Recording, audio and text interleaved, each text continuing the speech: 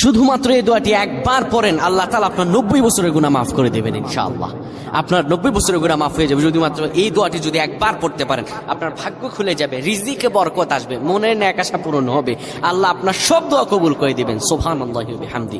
এত ফজিলত, এই দোয়াটা আপনারা শেয়ার করে দিবেন। এই যুবকেরা, আমল না করেও সওয়াব পাবা। তোমার একটি শেয়ারে, একটা বাটনে প্রেস করে তুমি সওয়াব পেয়ে যাবা। কারণ তুমি আমল না করো, অন্য কেউ যদি তোমার শেয়ারের বদৌলতে আমল করে সওয়াব তুমি পেয়ে যাবা। নবীজির হাদিস।